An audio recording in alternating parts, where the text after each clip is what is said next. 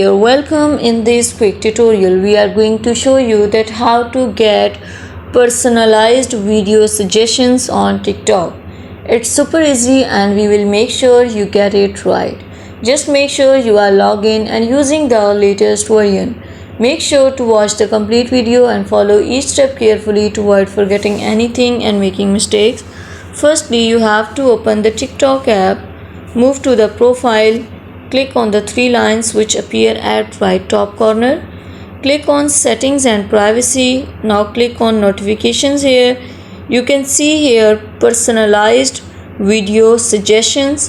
In this way you can manage your all the personalized video suggestions by turning all these options, turning it off and on according to your choice. In this way you can get the option of personalized video suggestions from here. Thank you so much. That was all. Please consider showing your support by commenting, liking, sharing and subscribing to our channel for more valuable content in the future.